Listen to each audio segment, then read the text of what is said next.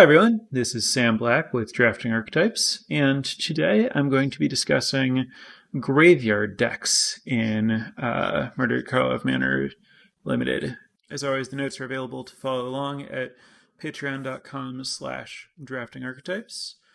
And because I'm looking at like a particular strategy rather than like a color pair, I'm going to be completely ignoring 17 lands stats and relying on my own experiences and theory for this because it's very difficult to know what context people in aggregate on 17 lands are using these cards in, and so it's hard to get a lot of like useful information on pursuing like a fairly narrow lane from the 17 lands data. So I didn't even try to look at literally any information on 17 lands when compiling my notes for this.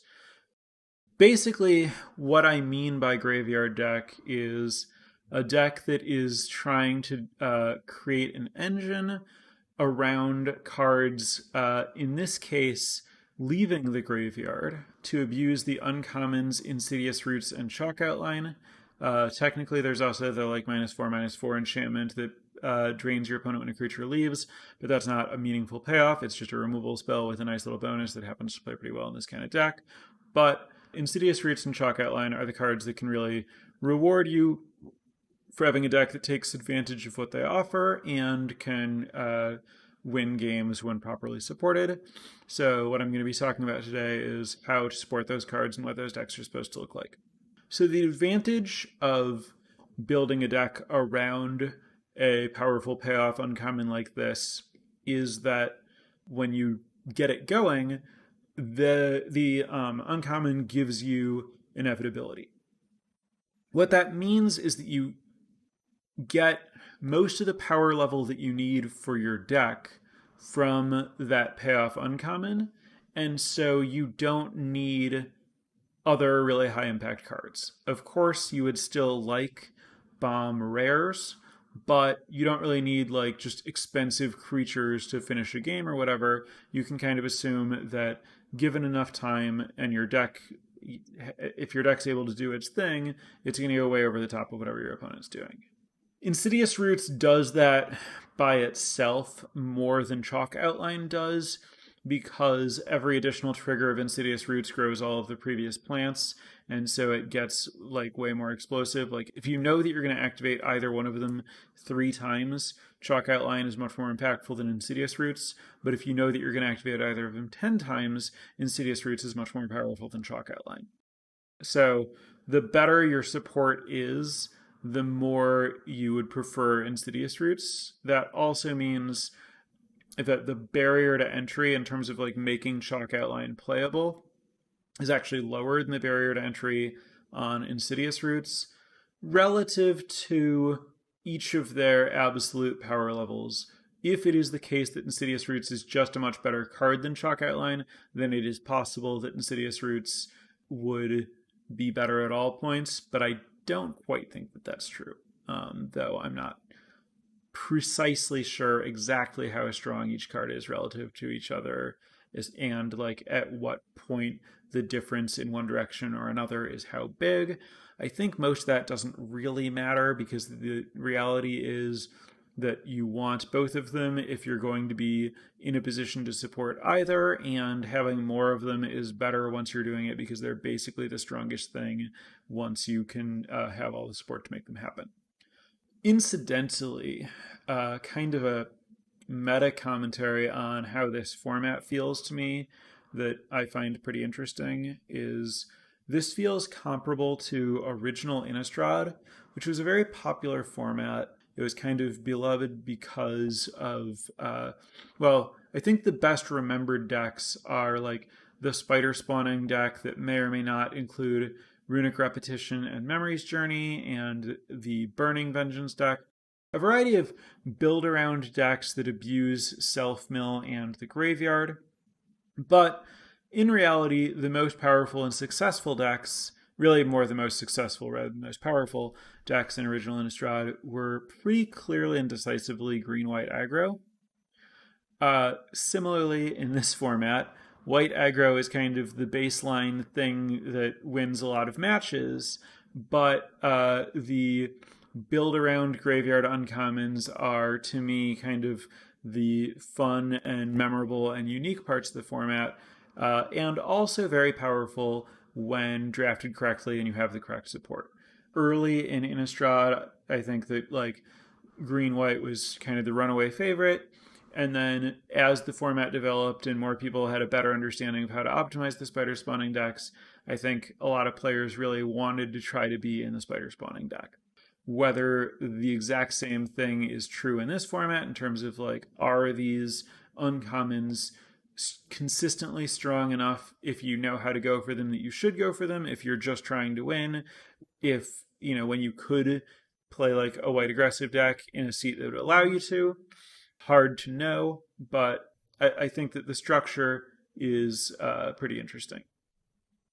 Anyway, in general, decks with inevitability would like to play as many cheap interactive spells as possible. In my last episode, I talked about how when you're playing 5 colors with a bunch of bombs and you just kind of assume that your power level is going to be higher than your opponent because you can cast all the rares, that you really want to fill your deck out with cheap removal spells. Unfortunately for this deck, it really wants to have a high creature count, so that there are creature cards in your graveyard that you can exile to trigger your enchantments, and you'd also kind of prefer that your cards cost more mana rather than less mana so that they're more effective for collecting evidence. So the structures around making your deck work are kind of opposite the natural incentives of the strategy of your deck, which is a really difficult tension to balance, but I do think it's possible. Similarly, spider spawning decks would probably prefer to be able to play a bunch of, removal spells and especially self-mill type spells, but every one of those that they play that isn't a creature cuts into their creature count, and milling one of your mill spells is a lot worse than milling one of your creature spells. So you end up wanting to play a little bit of support and a lot of creatures. And I think that these decks function kind of similarly, where you do want to play some key high impact instants and sorceries, but you also want to make sure you have like a higher than you might otherwise want creature count. So a lot of the like kind of filler 3 and 4 mana creatures and some of the common morphs that I tend not to prioritize. By morphs, I'm always going to mean disguised creatures. Apologies. I'm going to be more likely to play those cards in this archetype than I would normally be because of my desire to have the creature cards to support Insidious Roots and Chalk Outline. But those aren't the priorities. Those will always come around. You can get them at the end of the pack. You'll have as many as you need. So structurally, what you need payoffs, Insidious Roots and Chalk Outline being the primary ones. You need enablers, cards that help you get creature cards into your graveyard at a faster rate than simply playing a game of Magic would. And I guess the other half of enablers, like it's an A plus B plus payoff combo. Like it's really I don't know. You need 3 parts. You need to fill your graveyard, you need to have a payoff, and you need ways to get things out of your graveyard. So the commons that are good at filling your graveyard are Rubblebelt Maverick, the green 1/1 for a green that ETB Surveil 2, and then you can spend a green and exile it from your graveyard to put a +1/+1 counter on something. Rubblebelt Maverick is the best overall common for this archetype. If you're going to be building around Chalk Outline and Insidious Roots, like if you expect to have, I'd say, 2 or more of those cards, then you likely want to take Rubblebelt Maverick over every other common in most cases. It is absolutely the backbone of this deck. The Surveil is extremely powerful here, and the fact that it can remove itself for very little mana to trigger these things whenever you want to is huge. Snarling Gorehound and Projector Inspector are both also great ways to fill your graveyard that are a little bit more engine-y. Snarling Gorehound is the black 1/1 menace. Whenever a creature with power 2 or less enters the battlefield under your control, surveil 1. So both every time you trigger Roots or Chalk Outline, and every time you cast most creatures, you get to surveil one, so you can both dig for your enchantments and fill your graveyard with creatures pretty easily. And then Projector Inspector is the 3/2 detective that loots whenever it or another detective enters the battlefield. And that, of course, also helps dig the same way that Snarling Gorehound does, though it also participates in a combo with Chalk Outline and Curious Cadaver.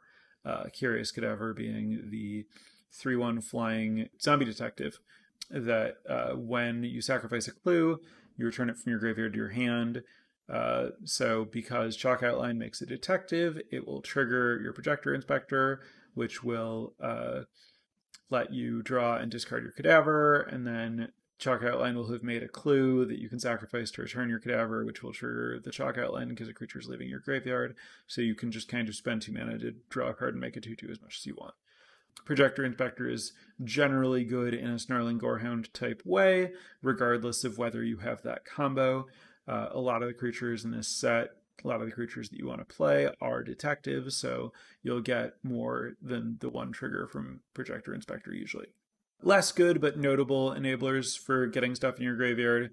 Fairy Snoop, the blue-black morph 1/4 flyer that looks at 2 cards, puts 1 in your hand, 1 in your graveyard. Basilica Stalker, the 3/4 flying morph that costs 6 or 5 to turn face up and surveils and gains life when it hits your opponent. And Topiary Panther, the basic land cycling cat plant, 6/5 trampler. Topiary Panther is notably very, very good for turning on Collect Evidence early, in addition to fixing, and also setting up any kind of like reanimation effect. So pretty nice card for these decks. There are also uncommons that are good at doing this. Fester Leech, the 1/1 Root Walla type creature. You can spend black and 1 to give it +2/+2 once a turn, and then when it hits your opponent, you mill 2 cards. Aftermath Analyst, the 3 mana 1/3 detective that you can spend 4 mana and sacrifice it to return all of your lands from your graveyard to the battlefield. Clandestine Meddler, the 3 mana 3/2 that suspects something, and when a suspected creature attacks, surveils 1. Furtive. The rest of these are a little bit less good. Acceptable to play, synergistic, but you wouldn't always want them, and you don't necessarily want to prioritize them. There's Candlestick, the clue equipment that the equipped creature surveils 2. Well, you surveil 2 when you attack the equipped creature. Polygraph Orb, the 5 mana artifact that looks at the top 4 cards, puts 2 in your hand, 2 in your graveyard, lose 2 life, and then you can collect evidence 3 and spend 2 mana to make your opponent lose some stuff. And then Flotsam, the cheap half of Flotsam and Jetsam that mills 3 and investigates. So you have a lot of options for cards that fill your graveyard. You're going to want a bunch of them.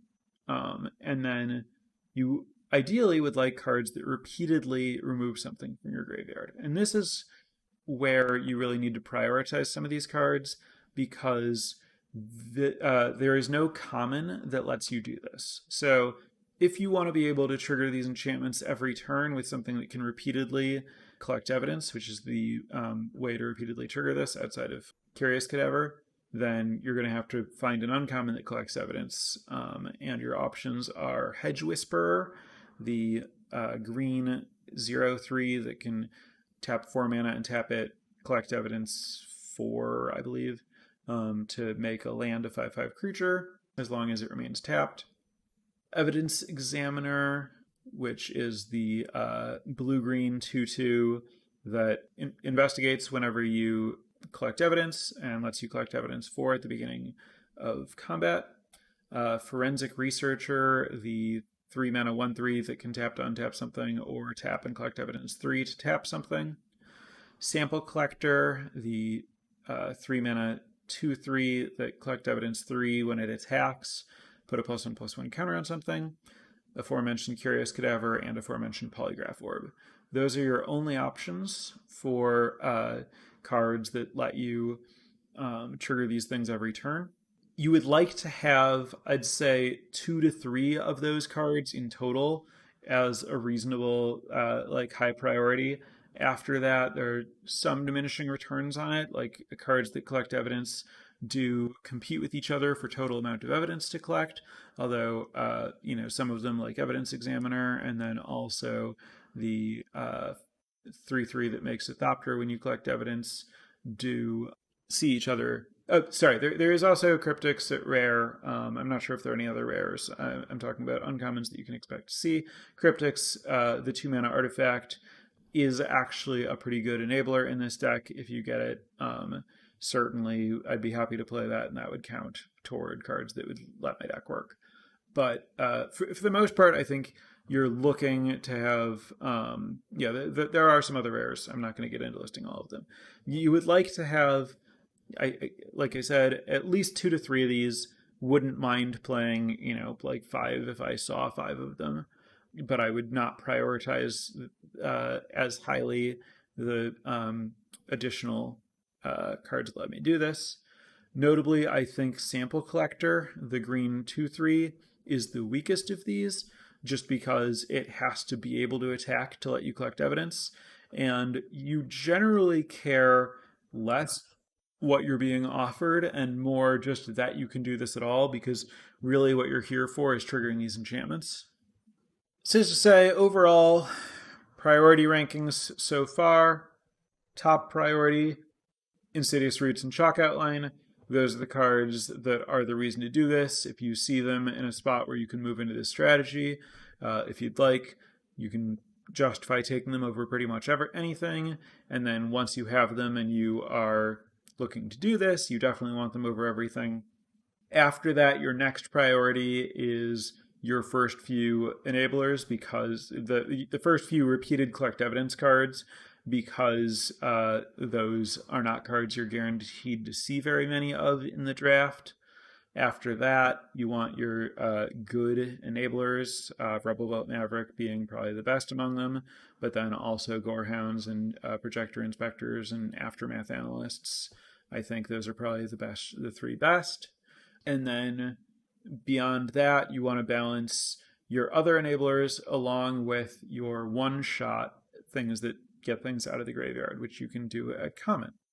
So the commons that allow you to do this once, it's just everything that collects evidence and also exiles itself. Notably, Gravestone Strider, the 2 mana 1/3 that filters mana. When it's in your graveyard, you can spend 2 mana and exile it to exile a card from a graveyard. That can target a creature in your graveyard to get 2 triggers, which is a big deal. Double triggering is really huge. Also, because the Strider works from your graveyard rather than you needing to draw it and cast it from your hand, you can find it by just milling, or you can discard it to Projector Inspector without ever needing to cast it. So you get a lot more free value out of that kind of thing. The only things that work from your graveyard in this way are Rebel Belt Maverick, Gravestone Strider, and Curious Cadaver. They're kind of the best ways to deal with like getting stuff out of your graveyard. This deck is very happy to play multiple Gravestone Striders if you have multiple like roots and outlines. Oh yes, Leering Outlooker also works at uncommon. That's true, and is also very, very good, very high priority. Then beyond that, you have the common collect evidence cards: Bite Down on Crime, the bite spell that costs 4, or you can collect evidence 6 to make it cost 2. Creature gets +2/+0 and deals damage equal to its power to another creature. I think Bite Down on Crime is the best removal spell available to this deck at common, and should be drafted and prioritized over cards like Murder, even though I typically am very interested in instant speed removal over sorcery speed removal. The advantage of Bite Down on Crime both being able to trigger your roots and chalk outline, as well as being able to be played for only 2 mana, but counting as 4 for collect evidence by itself, as well as the fact that it synergizes really well with Rot Farm Mortipede, the 4 mana 3/4 that gets Menace and Lifelink when a creature leaves your graveyard. So you can use the Collect Evidence on Bite Down on Crime to trigger your Mortipede, and then fight something with your Mortipede, which will cause it to be a 6-power lifelinker. So it'll kill the thing and gain 6 life, and then you can attack with a 6-power 6/4 menace creature with lifelink. So it can be like a 12-point life swing. I think that combo is very worth trying to include in this deck. I don't usually like cards that look like Rot Farm Mortipede, where like it's pretty bad on its surface and you have to jump through a considerable hoop to make it work. And I wouldn't even be that excited about it if I don't have Bite Down on Crime, but because I'm specifically looking to play 4 mana creatures anyway, because they're so good for Collect Evidence 4, and I can play that combo, and the life gain is very relevant in this format, things come together such that the Mortipede ends up being a card that I kind of want in my deck, and nobody else has any interest in it, so you'll see them very late. So for that reason, I prefer prioritizing Bite Down on Crime most highly, followed by Extract a Confession, the 1 in a black sorcery that lets you collect evidence and is an edict, but they have to sacrifice their most powerful creature if you collected evidence. The fact that that is cheaper than murder, so it's more likely to trade up on mana, lets you collect evidence, gets to ignore a ward, is enough to make me prefer it to the other common removal spells. This deck, again, because you really want to be prioritizing creatures, like I said, I think you want some removal spells. You do need to be able to deal with bombs and stuff, but I would prefer to have somewhere in the 3 to 4 removal spells type range, and I'd probably rather be closer to 2 than 5. Usually, maybe you play like 1 murder. It's nice to have an instant speed removal spell, or the sudden, whatever, the blue 4 mana instant also works as kind of your 1 instant speed interaction. Could even play the blue bounce spell, but mostly I want my removal to be those 2 collect evidence commons. You also really want to minimize cards like Toxin Analysis and Slice from the Shadows and Green Combat Tricks, because they both aren't creatures and don't contribute very much to collecting evidence. The best 3 and 4 mana common creatures that you're looking to fill out 3+ mana. Like I said, you need a bunch of random filler 3 and 4 mana creatures. I've already talked about the most synergistic cards that are the highest priority.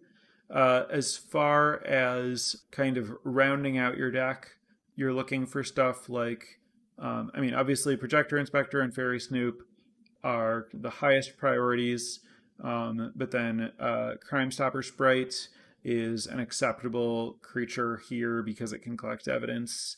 That's the 2/2 flyer that locks something down if you collected evidence. Cold Case Cracker and Rot Farm Mortipede are the best 4 mana creatures for the deck, but Loxodon Eavesdropper is very close. Those are the 3/3 flyer, the 3/4 that does the lifelink thing when you do the graveyard thing, and Eavesdropper is the 3/3 that investigates, and then Topiary Panther, of course. Beyond that, you're pretty happy to play any of the random filler morphs that cost 4 or more mana and just play them face down and trade off with them, or play them face up and trade off with them, or just get them in your graveyard somehow and don't really worry too much about them. They're all acceptable filler cards. Just, the high casting cost is generally more of a feature than a bug for this archetype. So you want fixing, right? Because you want to be able to prioritize taking the most synergistic cards you see and not worrying so much about color. And so you're going to want to prioritize fixing because you're often going to want to, sometimes you will be base any 2 of green, blue, black splashing the 3rd color. Sometimes you'll just be even split. So you want to prioritize some amount of fixing, like escape tunnels, but the Strider goes a really long way to making your mana work, especially if you have multiple Striders.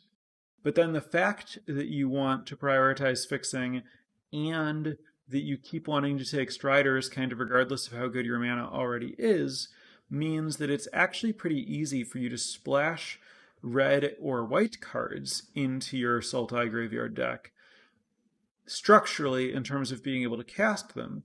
But there are very few red or white cards that are actually synergistic in this archetype, so you usually don't want to. However, if you see any random really powerful bombs that are red or white, you certainly shouldn't hesitate to take them. Incidentally, technically, the Vindicator, the angel that flips over to exile creatures, does interact with getting things out of your graveyard. So, I mean, that card's great. It would obviously be worth splashing basically regardless, but it's also like the only white card I can think of that's like directly synergistic with this archetype. I would generally want to avoid cards that cost both red and white mana in this archetype. I think that would be pretty hard to cast, but I do think that, it's pretty easy to splash beyond Sultai for powerful cards rather than just not taking them, given how easy it is to support them. And so this kind of came up when I was talking about 5-color decks and how an Insidious Roots deck could play 5 colors worth of spells, but would be drafted structurally very differently from 5-color in a way that I would want to handle on its own in a later podcast. So that's what I'm doing now. Hopefully it's clear that, the mindset that you're in when drafting this archetype is pretty different from the mindset outlined with the 5-color deck, which is why I think that, even though either can play 5 colors, it's better to conceptualize them separately rather than as different variations on 5-color. So I think that basically covers what I have to say about this. I'm going to turn it over to chat for instruction on what I should get into more detail on. So I want to thank the newest patrons, Jute and Austin. Thank you very much for the support. And then turn this over to chat for questions. Oh, and of course, if you're interested in supporting the program, which I would very much appreciate, be sure to check out patreon.com/draftingarchetypes. All right, getting into questions. How do you feel about Gorehound in this archetype? Is it a bit too bad of a body / too low CMC for this archetype? No, absolutely not. Snarling Gorehound is a really good card, and it's very important to get card selection and cards in your graveyard in this archetype. I think Snarling Gorehound is likely the second best common for this archetype after Rubblewelt Maverick, probably followed by Projector Inspector. I'm very, very interested in having Gorehounds in this deck in large numbers.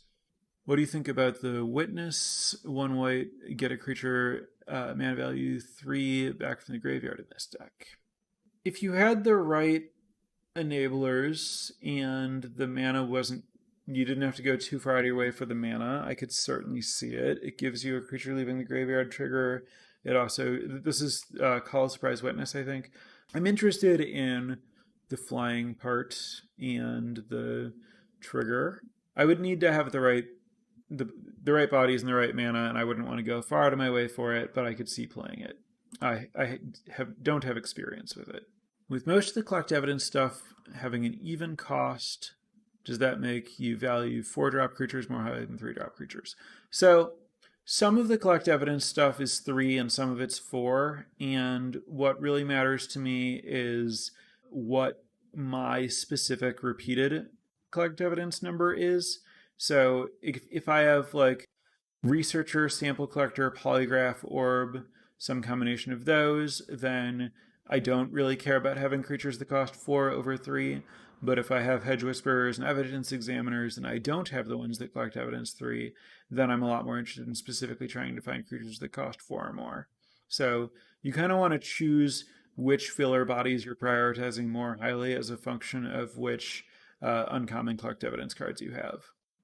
What's my perspective on Mill, not Surveil in this archetype? Things like Festerleech, Shard of Broken Glass, and Flotsam. I think Shard of Broken Glass is a pretty bad card, and I would try not to play it just on power level.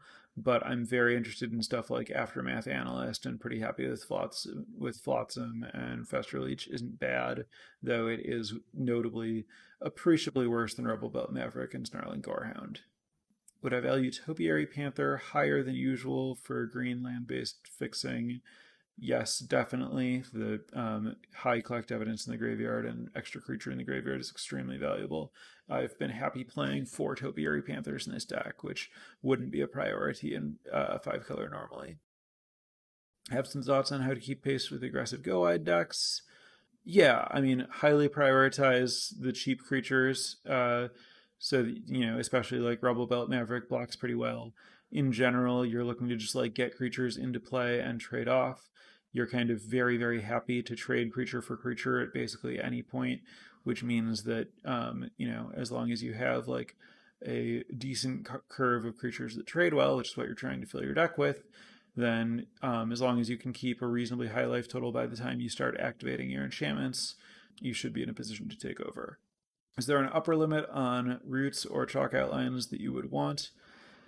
No. I mean, there is like basically the upper limit is reached when I would have to cut cards that allow these to function in order to play them, but I could simply cut other cards unless every card in my deck is a card that just directly contributes to their functionality. And if every card in my deck directly contributes to their functionality, then I probably have so many cards that do that I can afford to play all of them. Like, technically, you wouldn't want, 15 roots plus chalk outlines, but given that these are both uncommons and you're never going to have more than 6 or 7 total of them, I think there's no functional upper bound. Would this deck want 8 plus Panthers if you saw them? No. 8 is a lot of Panthers. I would not want to go below 15 lands because I'd want to be sure that I could get the 2 lands to cycle the Panthers. And I wouldn't really want to go above like 20-ish total mana sources. So that puts a reasonably hard cap of 5 Panthers. I could see things that like made me go a little above that maybe, but it's getting hard. Do you ever run over 40 cards index like this with excessive looting from projector slash chalk outline combo? For the most part, no. I think Inspector's in May. I'm not. I'm pretty sure. I'm pretty sure Inspector's in May. So you don't have to worry about like accidentally decking yourself with it. And the problem with going over is you usually like drawing your roots, chalk outlines, Mavericks, Gorehounds, and a few other cards are so much better than drawing the other cards that you don't really want to like lower your odds of drawing your like key cards in this archetype. And like usually the only time when you like really aggressively mill yourself is when you're choosing to do that with Gorehound. And I think it's you can usually go off hard enough to win when you have your stuff together without like really being incentivized to like go off hard enough that decking yourself becomes a concern with the Gorehound. So I think it's not an archetype where you're usually going to want to go bigger. Um, oh, I didn't mention Nyxborn Weaver because it's on the list, but it is obviously a very good card in this archetype. I said this is more of a strategy, less of a color pair archetype. Have I found any cards in red that ended up playing well specifically in this sort of deck? No. How often do I surveil creatures to fill the graveyard even though I want to draw a spell? Pretty often. I'm pretty greedy and value the creatures being in the graveyard very highly. Also, anytime I surveil a creature to the graveyard, I'm increasing my chances of drawing one of the key enchantments that I'm looking for. Given how dependent this strategy is on keeping the enchantments in play, Insidious Roots and or Chalk Outline, what does plan B look like in this set? Possible failure states for this sort of strategy is getting my object disenchanted or them happening to be in the bottom 10 cards of the deck. How do you mitigate this?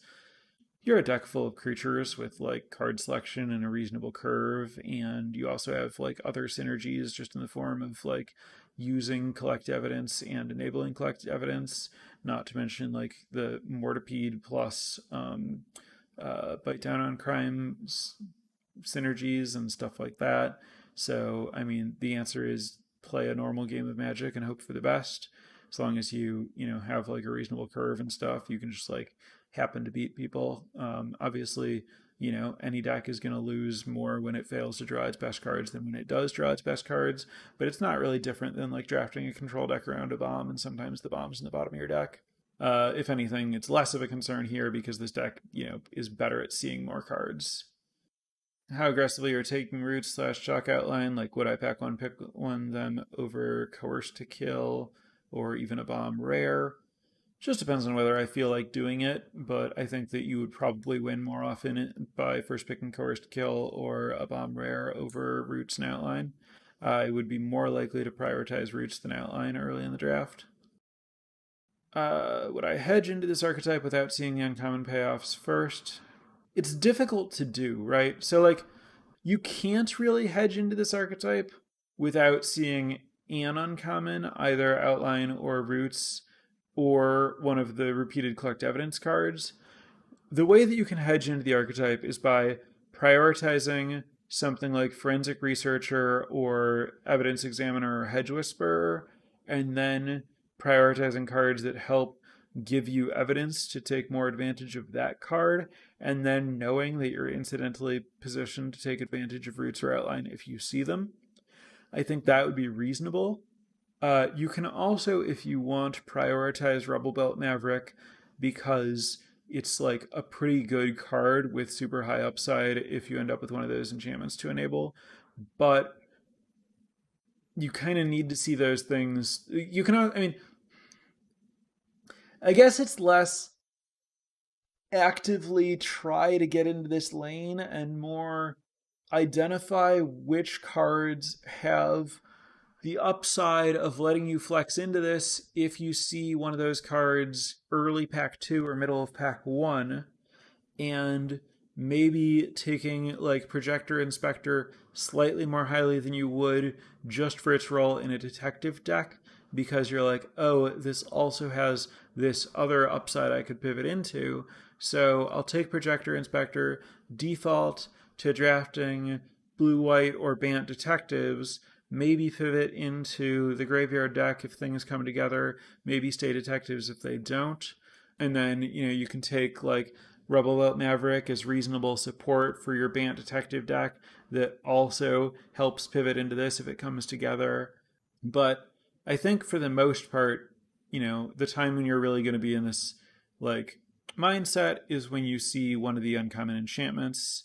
But there are some ways to kind of like dabble in this space without giving up too much, and then see if like it happens to come together early before you like pivot into like a different strategy based on what you are seeing. How do you feel about generically good green commons like Nervous Gardener and Loxodon Eavesdropper in this deck? Would I take them over some of the weaker synergy cards? No, I like Nervous Gardener is a really good card, but it's really annoying that it doesn't contribute very much to your collect evidence, and it usually wants to be played as a morph, and you'd usually rather play a morph that has a higher cost, and your mana is usually relatively conservative, like you're usually going to be in 3 colors. And so I think it's a pretty bad Nervous Gardener deck.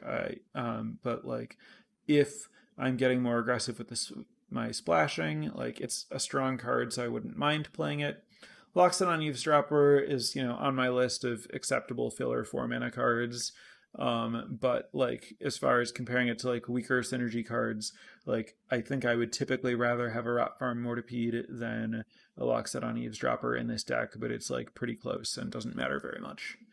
When the 17 lands win rate for a card is much lower than my evaluation, is the difference a good indication of how hard it is to build the right deck for it, / how skill intensive that deck is? Yeah, more or less. I mean, I mostly think it's a good example. I mostly think it indicates that playing the card when not properly supported or attempting to support it incorrectly is pretty disastrous. And mostly it strongly indicates something along the lines of like drafting in this space is difficult. How many copies of Roots / Outline do you need for a reasonable build? Is 1 copy enough? 1 is, you know, like if you got one early and you drafted around it and you only have 1, like you just kind of have to, like, that's what you have, and hopefully your other synergies are good enough. you would prefer more. What would it take for you to play Case the Uneaten Feast and or Relive the Past in this archetype? Case the Uneaten Feast is very hard to pull off. That's the rare 1 mana white case that is great when it's solved, but requires gaining 5 life in a single turn to solve. I guess, I mean, the answer is I would need to have some number of Sanguine Saviors. So, like, if I saw Case early to mid in the draft after I already had 2 Sanguine Saviors, I could see going out of my way to try to do that thing. Relive the Past is the 7 mana sorcery. I think that one's like reasonably good if you have, like 3 each of artifact and enchantment with like a decent number of like gorehounds and stuff. That one's not super hard to splash in this deck. Is Pick Your Poison main deckable? I have not been playing it main. It doesn't sound like a horrible card to play main sometimes.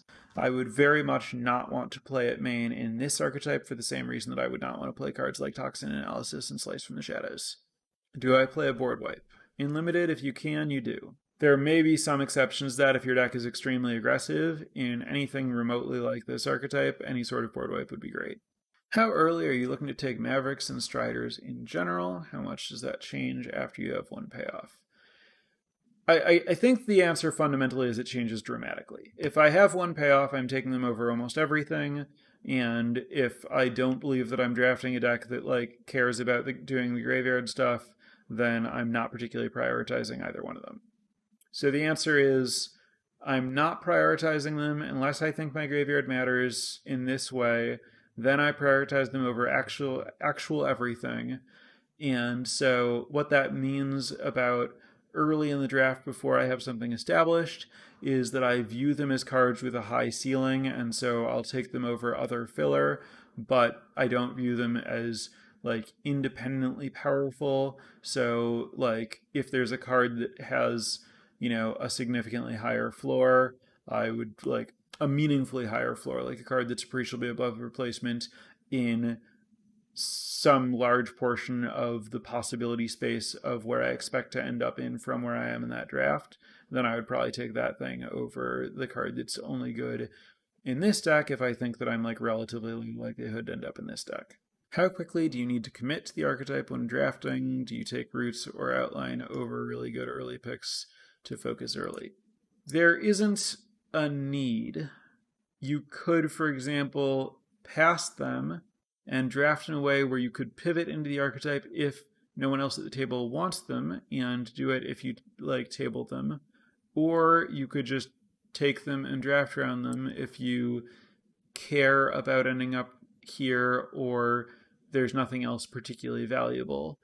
Because a lot of the cards this archetype wants are not cards that most people want, there aren't like strict rules about when in the pack you would like expect to see them.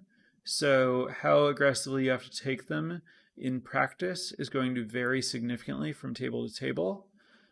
And like how early you should commit is really a question of like how strong your preferences about archetypes are, how likely you are to want to pivot out of it in terms of, again, just the like risk reward. Like the risk reward calculation about how good a certain pick is very strongly a function of the probability that you'll end up in any given archetype, which is going to vary very strongly from player to player, such that like how early should I commit to trying to do this is personal rather than categorical. Like it's advice that needs to be very personalized rather than generalized. So not answerable. And with that, I think I'm going to wrap it up. So thanks everyone for listening. I will be back next week with another topic. I do not know which yet.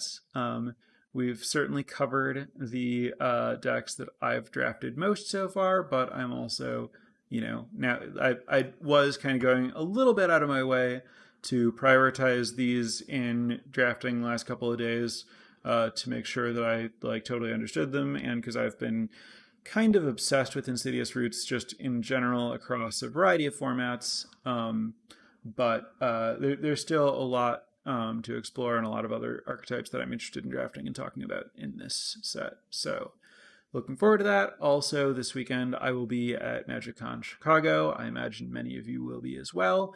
If you see me there, feel free to say hi. I will also have decks on me in a variety of formats. I will largely be busy, but I would also be pretty enthusiastic about especially playing games of weird niche formats. I expect to be bringing old school, pre-modern CDH and standard decks. So if anyone likes to play any of those weird formats and you happen to catch me when I have some time, I'd be happy to battle. All right. Have a good weekend. Enjoy MagicCon, everyone who's going to be there. Have a good week, whatever amount of time, and I'll see you next week. Bye, everyone. Prepare for light speed.